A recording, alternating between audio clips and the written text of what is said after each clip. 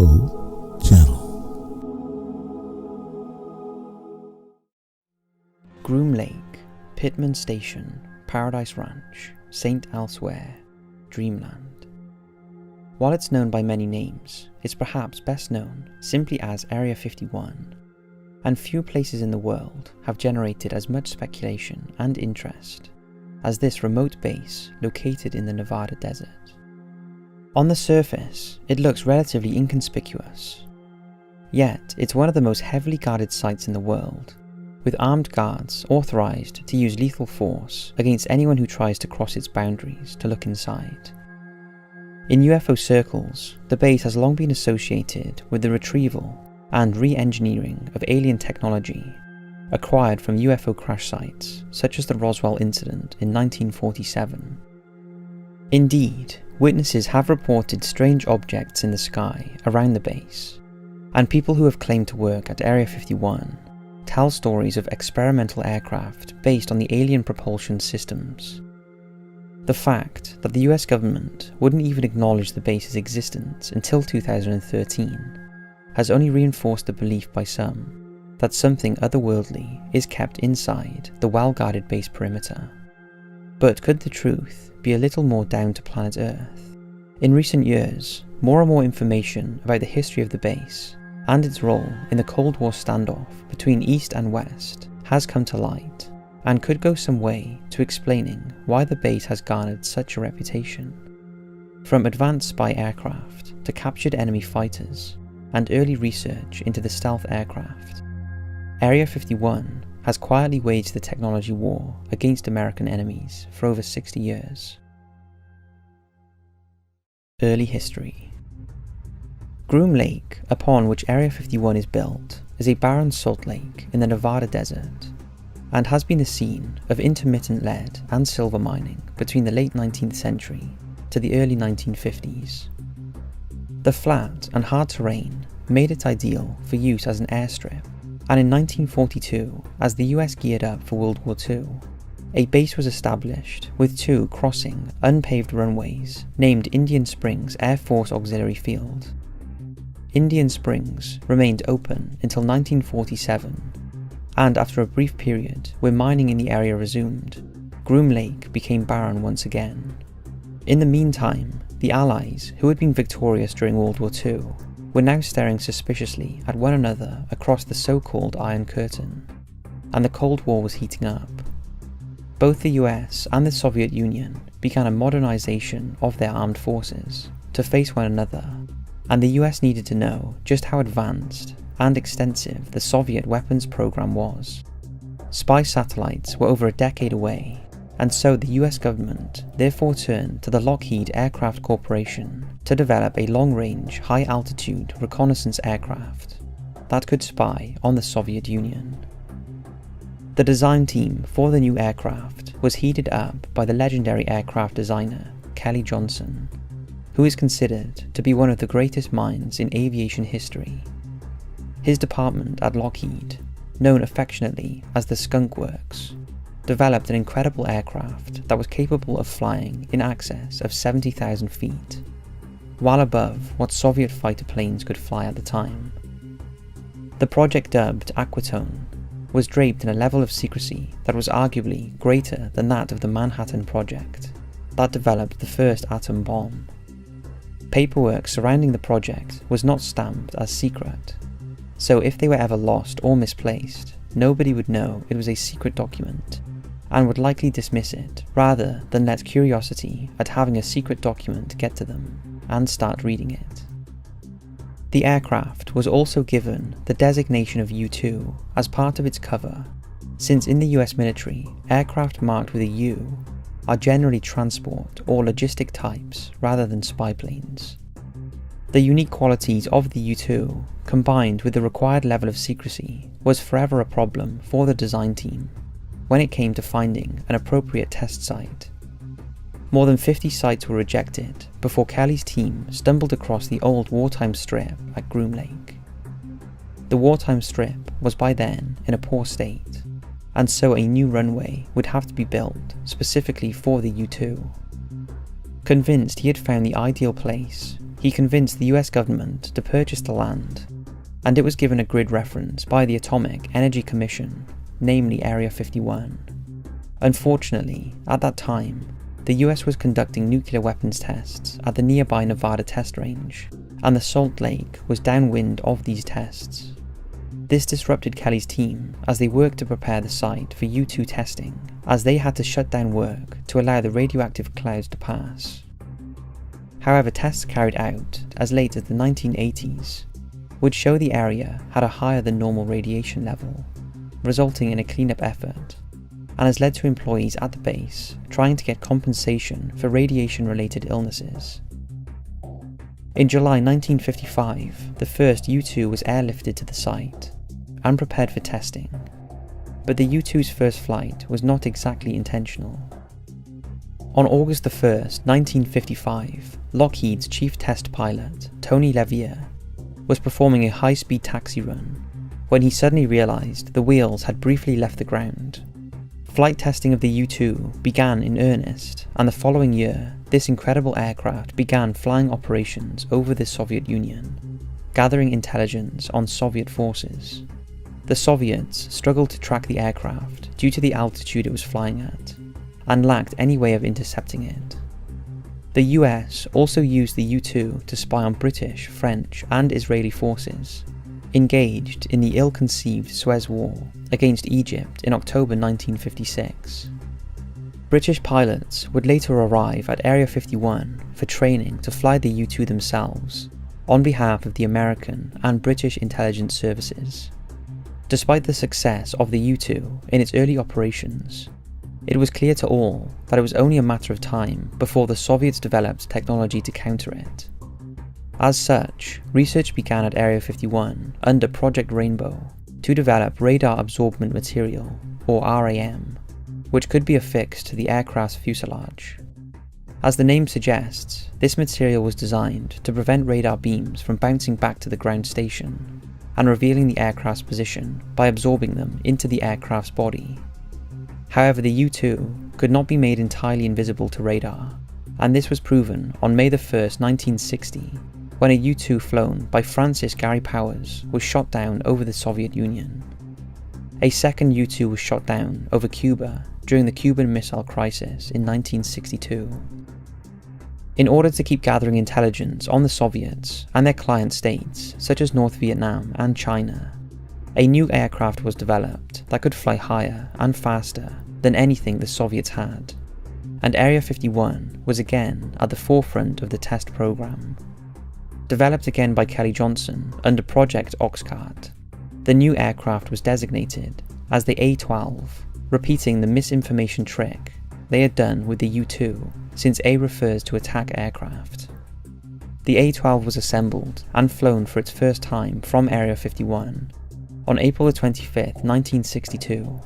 Curiously, like its predecessor, the A-12's first flight was accidental, taking place during what should have just been a ground run.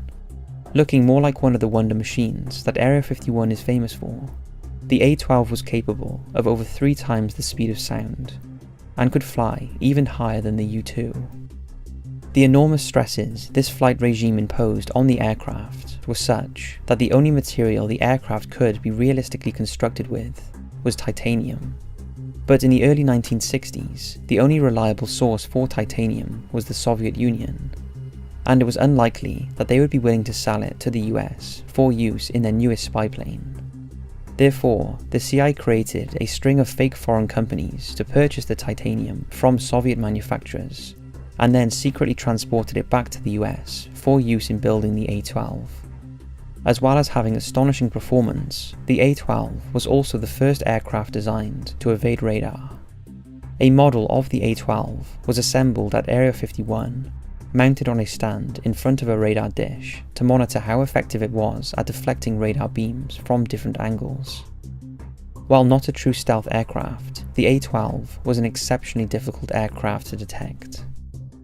During its lifetime, the A-12 flew missions over North Korea and then over Vietnam during the Vietnam War. Flying such an unusual aircraft was often difficult, and on January 5, 1967, an A-12 crashed on approach to Area 51. killing its CIA pilot, Walter Ray. The A-12 was withdrawn from services in 1968, but was replaced by the SR-71 Blackbird, a development of the A-12 that incorporated all the experience gained in the testing at Area 51. Another peculiar aircraft program that is associated with both Area 51 and the A-12 is the D-21 unmanned drone. The D-21 was designed to be carried on the back of an A-12 to a launch point just outside enemy territory, after which it would separate and then fly through heavily defended enemy territory, taking pictures of high-priority targets. The photographic film would then be ejected over the ocean for retrieval, while the D-21 itself would self-destruct. The D-21 was not a success, and its intended role was carried out by the first generation of spy satellites, but it did help pave the way for modern drones. Indeed, spy satellites were a growing problem for Area 51 in the 60s, since they threatened to finally break through the base's once airtight veil of secrecy. The U-2 and SR-71 were therefore tasked with photographing the base from high altitude to assess just what Soviet satellites could see and work out how best they could conceal operations whenever one went above the base. But it wasn't only American aircraft that were tested at the secret base. In the skies over Korea in the early 1950s, and then again over Vietnam in 1960s, the US Air Force and US Navy began to realize that although technologically inferior to their own sophisticated warplanes, Soviet-supplied fighters were still highly capable in combat. In Vietnam especially, US fighters put up a poor showing against the primitive North Vietnamese aircraft, and so the USAF, US Navy, and CIA worked to unlock the secrets of these aircraft and develop tactics against them. For that, they needed to get hold of these aircraft for evaluation, especially the new MiG-21. During the early 1960s, the Israeli Mossad intelligence service undertook Operation Diamond in order to recruit an Iraqi pilot to defect to Israel in the MiG-21. On August 16, 1966, Iraq pilot Mimir Redfer flew his MiG-21 to Israel, and the following year, the Israelis loaned the aircraft to the US to evaluate.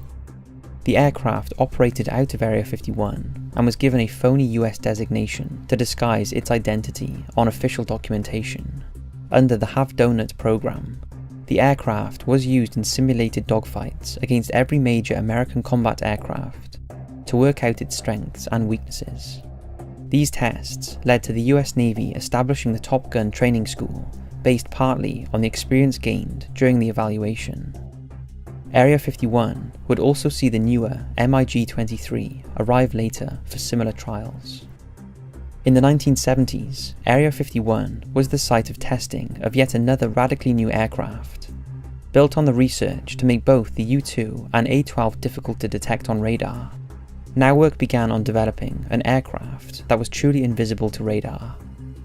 In 1975, Lockheed Skunk Works was awarded a contract to build 2 technology demonstrators that were intended to prove the concept could work. The 2 aircraft, built under Project Have-Blue, were completed by Lockheed and flown for the first time from Area 51 on December 1, 1977.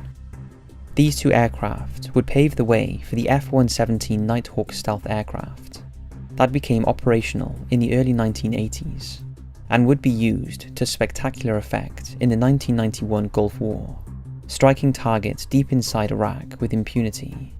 In recent years, it's been speculated that Area 51 continues to be used as a test base for advanced drone aircraft. However, the public perception of Area 51 remains heavily associated with UFOs, crashed extraterrestrial craft, and testing of alien technology. So why is this? Place in ufology.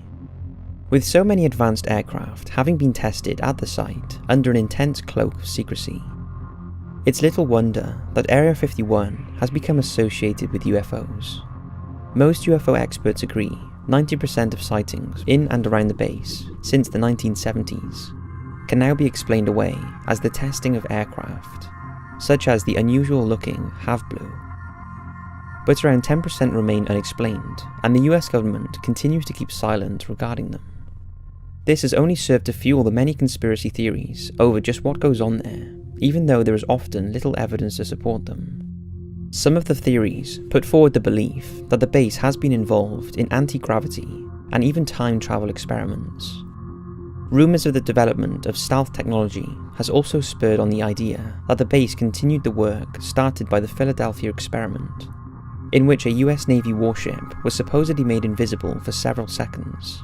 Some even believe that with such a high level of secrecy, it was the perfect site with which to fake the moon landings.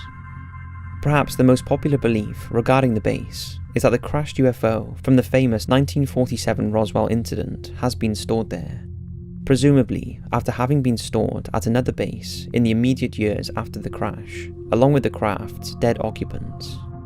Since then, it's been claimed that several other crashed UFOs have also been housed there, such as an X-shaped craft retrieved by US soldiers from Fort Polk, Louisiana in 1953, or a disc that was recovered from Alabama in 1955, in which an Army helicopter pilot claimed he flew alien bodies to Maxwell Air Force Base. Even Hollywood has cashed in on the reputation of Area 51, with perhaps the most notable instance being in the 1996 summer blockbuster Independence Day. In the movie, Area 51 does indeed have the Roswell spacecraft, and was a key plot point in the movie's climax. However, this angered the US military's liaison staff involved in the project, who demanded that all references to the base were dropped. The film's director, Roland Emmerich, refused because it was crucial to the story, and so in protest, the US military stopped their support, but in doing so, only perpetuated the theories of alien craft being stored at Area 51. It is possible that the US military was simply trying to curb interest in one of their most secret aircraft testing sites, but if this was the case, then they unintentionally achieved the opposite effect. So how did the belief that retrieved aircraft and beings are kept at Area 51 start? While rumours to that effect have been whispered in UFO circles for many years, it's widely attributed to a man called Bob Lazar, who brought it to the wider public's attention after giving a startling interview in 1989 to a Las Vegas TV station. He stated that he was a former employee at the base and made some incredible claims as to just what activity had gone on there, and that there was an immense underground facility called S4, located just south of the above-ground facility. He said that he worked at S4 and was directly involved in the reverse engineering of several flying saucers that had been retrieved by the US government since the 1940s. He claimed that the engineers there were testing aircraft based on the alien technology, and that were propelled by manipulating gravity waves. This would seem to explain some of the sightings reported around the base of objects moving at very high speed, only to immediately change direction or come to a stop without slowing down, as a conventional aircraft would. In the 1989 interview, he added that the fuel for these craft was an as-then undiscovered element known simply as Element 115. This element was finally synthesized in Russia in 2003 and was named Moscovian, and is still the subject of research. He even provided detailed descriptions of what one of the alien craft was like inside, emphasizing that the chairs on which the aliens sat were quite small and unsuitable for adult humans. Perhaps his most startling claim, however, is seeing reports that aliens had been directly involved in human affairs for over 10,000 years.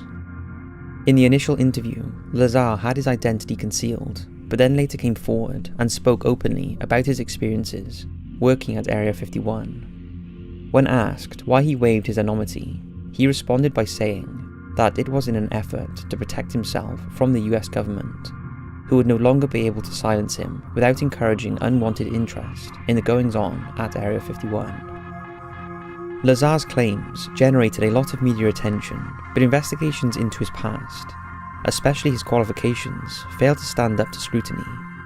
He claimed that he had studied at MIT and Caltech, but reporters who checked up on this failed to find any evidence, and no one could remember him being at either institution.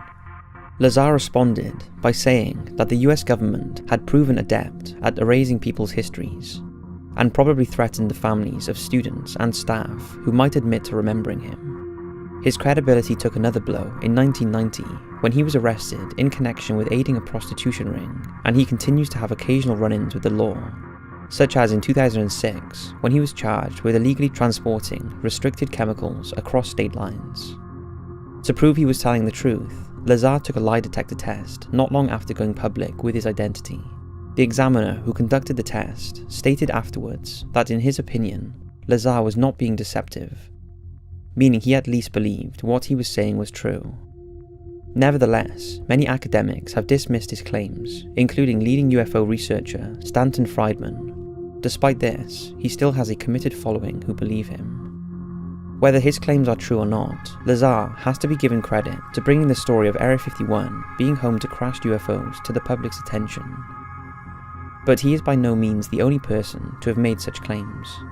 Just a few years later, in 1996, Sky TV produced a documentary about Area 51, entitled Dreamland, as part of that summer's UFO craze, thanks to Independence Day's release. The producers interviewed a 71-year-old man who claimed to be a former mechanical engineer at Area 51, who had not only worked on alien technology, but actually interacted with an alien being, known only as J-Rod.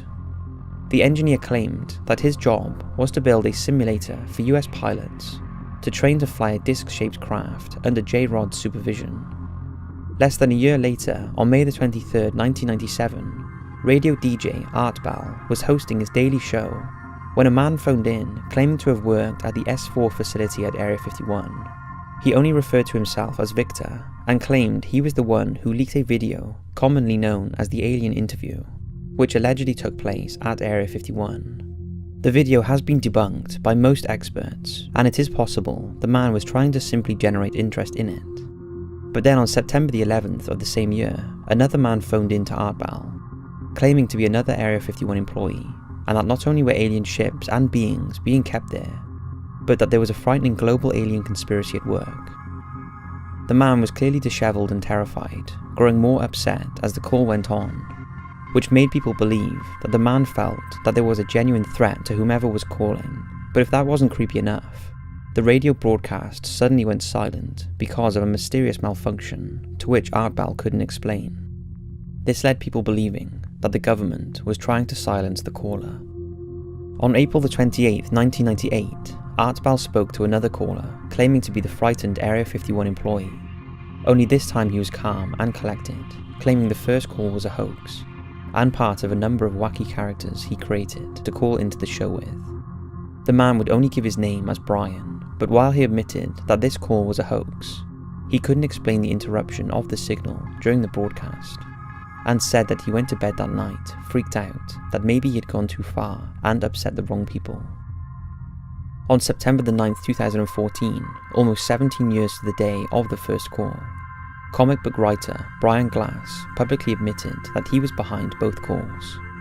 However, some listeners to the broadcast have claimed that the second caller could not have been the same person as the first, because of the difference in the mannerism and tone, but Glass maintains he was responsible for both.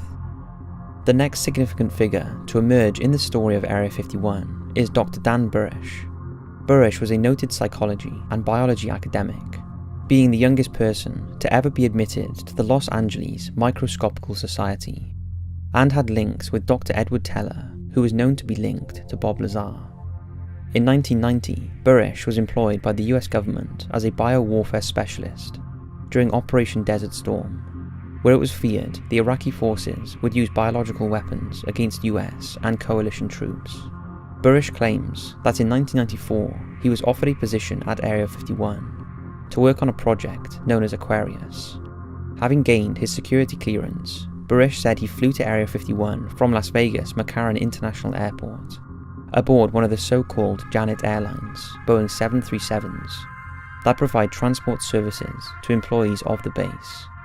He said that on the flight, the Neil Diamond song Coming to America was repeatedly played as part of an indoctrination to what they could expect there, as the song is about immigrants looking for a better life in the US. Only in this instance, the immigrants were aliens. After landing at Area 51, he was then transported to the huge underground S4 facility, where Lazar had claimed he worked.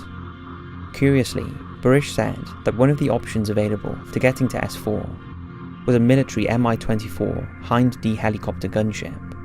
Before entering S4, Barish said that he had to undergo a vigorous security check to make sure that he was not carrying any hidden recording equipment. This included him stripping naked and having his body checked. Once inside S4, he claimed to have seen numerous alien and human-alien hybrid technology craft, before meeting the alien known as J-Rod.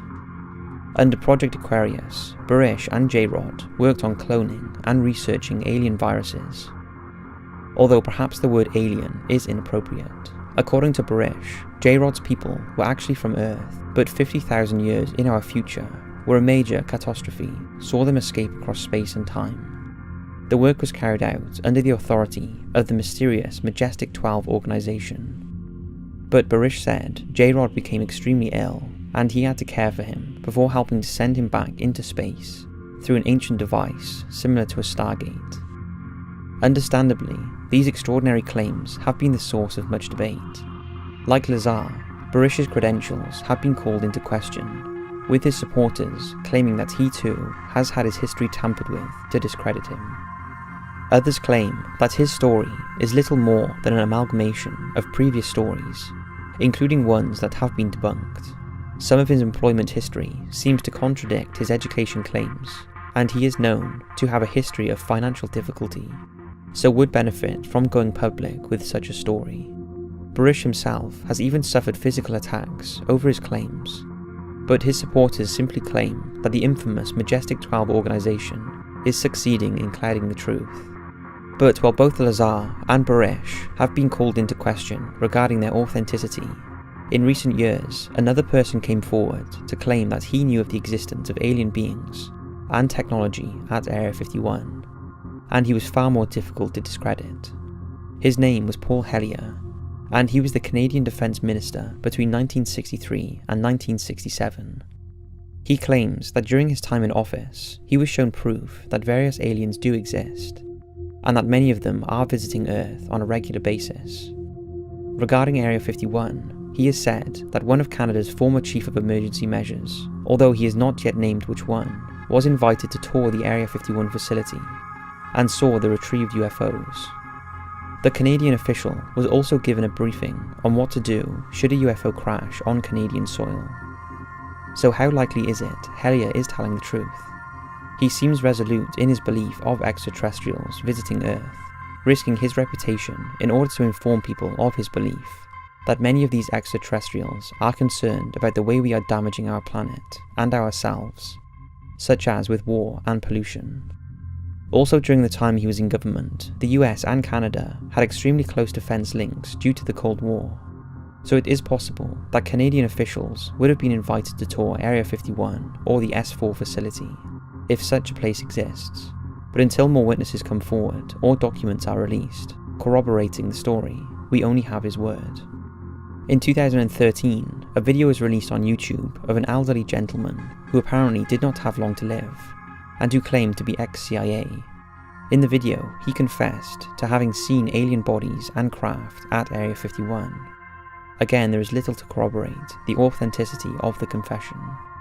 Indeed, finding evidence of genuine UFO activity at Area 51 is especially difficult because of the level of security around the base.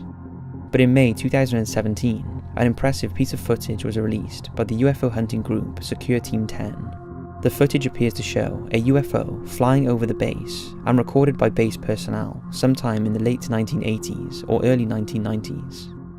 Secure Team 10 claim the video was leaked to them and proves that Area 51 is involved in the research and operation of alien technology. Another bizarre event occurred at the base in 2012, when a couple driving near the base recorded bizarre smoke clouds from inside the perimeter. They were unable to see what was causing the smoke, since it was emanating from behind a hill, parked on top of which was a security vehicle, making sure no one got too close. Although filmed in 2012, for some reason the couple didn't release the footage until 2016. Other Area 51s. If we were to assume that at least some of the claims are true, and the base really is being used in the retrieval and reverse engineering of alien technology? Is it possible that there are other such bases that carry out similar function? The Tonopah Test Range is a satellite base to Area 51 located 70 miles away, and like its neighbour, is a highly restricted base. It's known that some of the captured MiGs were tested there, as was the F-117, but some speculate it has also been used to test captured alien technology. In the early 1980s, Albuquerque businessman Paul Benowitz claimed he started detecting radio emissions between alien spacecraft and a US military installation located in Dulce, New Mexico. In 1990, ufologist John Lear claimed to have evidence of such a base, but it has been speculated that Mr. Benowitz was in fact detecting encrypted communications between underground USAF bases housing intercontinental ballistic missiles. It would also therefore be possible that other countries have their own Area 51 type facilities. In 1974, the Berwyn Mountains in North Wales was reportedly the scene of a UFO crash, and conspiracy theorists believe that alien bodies were recovered from the site and transported to the Ministry of Defence's facility at Porton Down, where research into biological weaponry takes place. In 1946, the former Soviet Union established a secret base at Kapustin Yar in Astrakhan Oblast, located between Volgograd and Astrakhan. The base was intended to be a secret location with which to develop and test rockets based on captured German research. However, it has been claimed that in 1948, a UFO crash near the town of Galzengorsk in the Eastern Soviet Union, in what is remembered as the Height 611 incident, or alternatively as Russia's Roswell, also mirroring the claims regarding Area 51, conspiracy theorists believe that the craft and its occupants were transported to Kapustin Yar for study, and that an underground base was established there for that purpose. It's true, the base has a long history of UFO sightings, including a number of triangular-shaped objects landing and taking off vertically, but like its American counterpart, the base's full history remains classified. In recent years, there has been speculation among some ufologists that even Nazi Germany had their equivalent to Area 51 during the Second World War. Located at the Wenceslas mine in Poland, the site was supposedly the scene of research into an advanced bell-shaped device known as the Die Glock, the purpose of which remains up for debate even amongst those who believe in its existence. Some believe it was an anti-gravity device, while others think it was a weapon, since at least 5 scientists were supposedly killed during testing. Perhaps the most outlandish theory is that it was a device for looking through time. But regardless of which is true, if any of it is, the question has to be asked, just how did the Nazi scientists unlock this technology? Some have theorized that in their quest for furthering the Aryan race, they made contact with a group of aliens known as the Tall Whites or Nordic types, because of their Northern European look. Some alien conspiracy theorists have put forward the idea that this group of aliens, who Barish claims is one of a number of aliens who developed on Earth in the future, like J-Rod species, gave the Nazis the technology necessary to start their research, but that the project was not complete before Nazi Germany fell to the Allies. They speculate that the Die Glock was destroyed, while others claim it was smuggled to a South American country. Conclusion. For a base so shrouded in secrecy, it's easy to see how it can fuel the imagination, and until the base's full history is finally revealed, there will always be speculation, rumours, and unfortunately hoaxes. However, this aspect of the base's story should not overshadow the important role it has played in history, particularly the Cold War.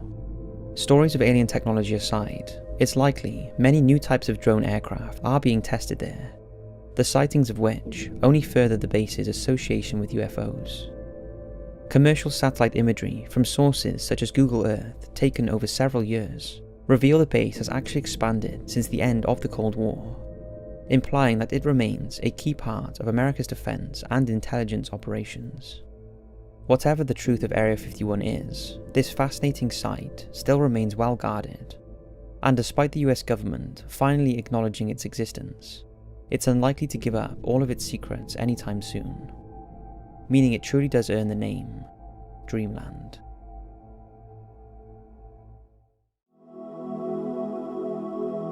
We'd like to ask for your input. Share your opinion and expertise with us in the comments after watching the video. If you're a subscriber, you'll always get a heart from us as a small thank you, and we'll pin your important post to the top where everyone will read it first.